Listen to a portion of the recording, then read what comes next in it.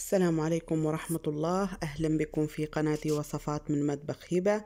وصفتنا لليوم حلاء المانجو الصحي بدون طحين وبدون عجن وبدون سكر. نبدأ مع بعض طريقة التحضير والمقادير ونقول بسم الله.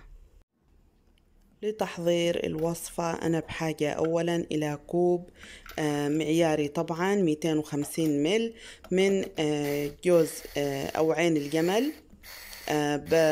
بطحنها ناعم بمحضرة الطعام. طبعا الكوب بيكون هرمي، يعني مليان على شكل هرمي، مش مليان قليل. بطحنه ناعم بهذا الشكل اللي تشوفوه، وبحطه على بولة وبحطها على جنب.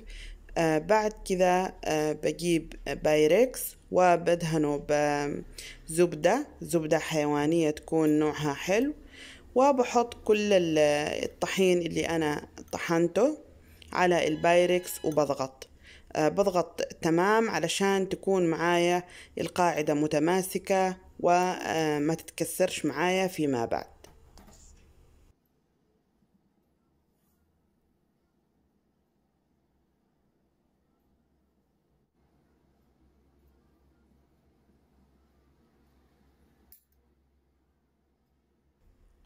بعد ما جهزت القاعدة بهذا الشكل وخليتها كمان مرتفعة من الجوانب قليل، بحطها على جنب وببدأ أجهز الحشوة معايا حبتين من المانجو متوسطة الحجم بهذا الشكل.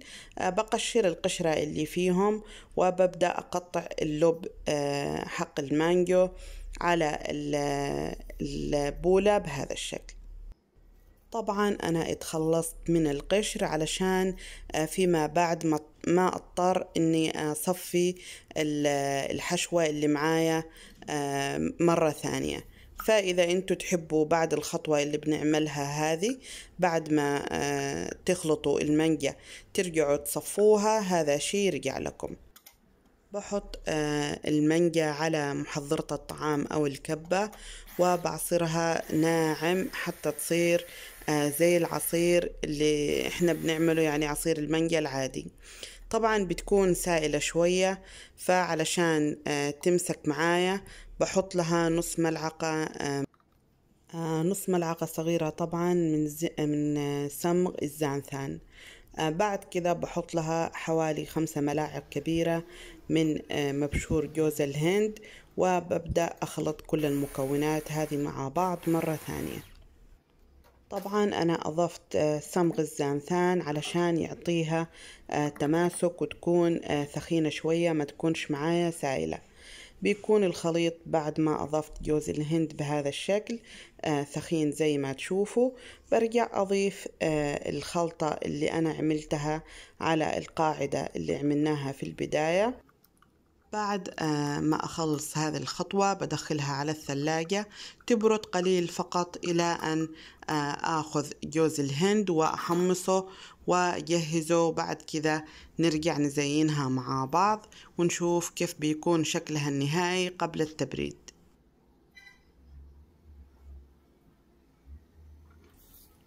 طبعا أنا هنا حمصت 3 ملاعق كبيرة من جوز الهند المبشور، وبزين فيها الحلا بهذا الشكل.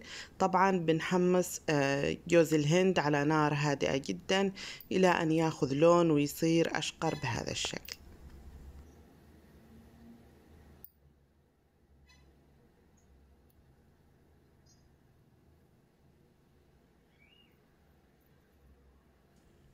ممكن طبعا تزينوا الحلا بأي شيء تحبوه.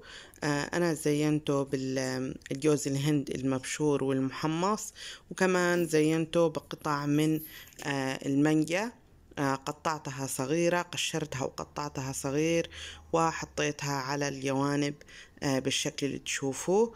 طبعا الحلا سهل جدا وما يحتاج أي وقت أو أي جهد، صحي جدا ولذيذ لأبعد درجة. حلو كمان لأي متبعين، أي أحد متبع نظام غذائي خالي من الجلوتين، وكمان خالي من الكربوهيدرات، اللي يتبعوا نظام غذائي كيتو دايت كمان يقدروا يعملوه ويغيروا نوع الفاكهة لأي فاكهة ثانية هم يحبوها وتنفع مع نوع الدايت. هذا الشكل النهائي للحلا. زي ما تشوفوا شكل حلو وكمان طعم أحلى وأحلى. زي ما قلت لكم ينفع نغير نوع الفاكهة، ممكن نعمل موز، ممكن نعمل أفوكادو، أي فاكهة تحبوها تنفع لهذا الحلا. بنقطع الآن مع بعض ونشوف كيف هي متماسكة وحلوة جدا. طبعا جلست بعد ما زينتها دخلتها الثلاجة لمدة ساعة ونص تقريبا وصارت معايا جاهزة. تقدروا تخلوها أكثر في الثلاجة، تقدروا تخلوها لثاني يوم، كل ما تجلس كل ما تكون الطعم أحلى. أتمنى الوصفة لهنا تكون واضحة، وإن شاء الله تطبقوها وتنال إعجابكم. واللي وصل لهنا أتمنى ما يبخل علي بلايك، واللي ما اشترك في القناة كمان أتمنى يشترك. وإلى اللقاء في وصفة قادمة إن شاء الله تعالى، والسلام عليكم ورحمة الله وبركاته.